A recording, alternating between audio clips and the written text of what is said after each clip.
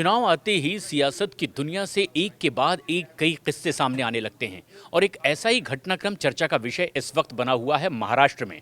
दरअसल शरद पवार की पार्टी के एक नेता बीजेपी में घर वापसी करने की तैयारी में हैं। लेकिन खास बात यह है कि उनकी बेटी इस वक्त शरद पवार की पार्टी की महिला विंग की महाराष्ट्र में प्रदेश अध्यक्ष हैं। और ये एक बेहद दिलचस्प मोड़ आया है, जबकि शरद पवार की पार्टी से ही इस वक्त वो खुद एमएलसी भी हैं, मेंबर ऑफ लेजिस्लेटिव काउंसिल। और यहाँ शरद पवार की पार्टी छोड़ने से पहले वो ये बात भी स्वीकार कर रहे हैं कि वो शरद पवार के जीवन भर ऋणी रहेंगे, क्योंकि विपदा के वक्त सियासत में उन्होंने एक बड़ा सहारा उन्हें दिया। लेकिन जिस शख्स की हम बात कर रहे हैं उनका नाम है एकनाथ खड़से। एकनाथ खड़से बीजेपी के एक बड़े नेता महाराष्ट्र में जाने और माने जाते हैं, लेकिन पिछले कुछ सालों से वो बीजेपी से दूर शरद पवार की पार्टी के साथ रहे। और इसकी नौबत दरअसल तब आई थी जब 2014 के चुनाव में बीजेपी सरकार बनाने जा रही थी अपनी गठबंधन की शिवसेना के साथ।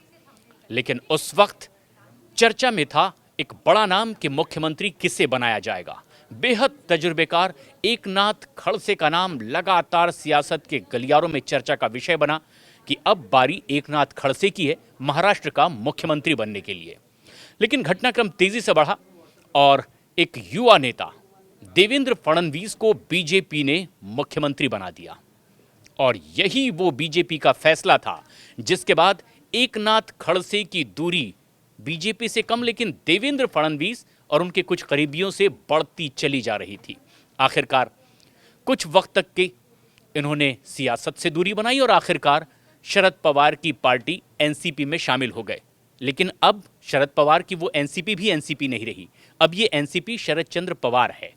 लेकिन तकरीबन 40-45 साल के अपने सियासी सफर में एक नए मोड़ पर एकनाथ खड़से का अब ये सियासी भविष्य दिखाई दे रहा है।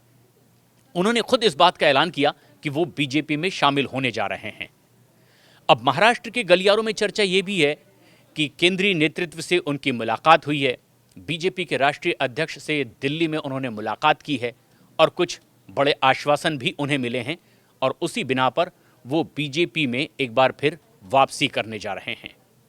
चर्चा ये भी है कि उन्हें भविष्य में किसी राज्य का राज्यपाल या फिर राज्यसभा में भी भेजा जा सकता है। और ऐसे में अब एकनाथ खड़से की बेटी रोहिणी खड़से की क्या भूमिका होगी, इसे लेकर के भी चर्चा है। क्योंकि अगर पिता बीजेपी में जाने की तैयारी में हैं तो शरद पवार की पार्टी की प्रदेश की महिला विंग की जिम्मेदारी रोहिणी खड़से के पास में है। क्या वो भी पिता के साथ जाएंगी या अब पिता और बेटी के सियासी रास्ते अलग होंगे? बहुत जल्द एकनाथ खड़से इसका भी खुलासा करने वाले हैं।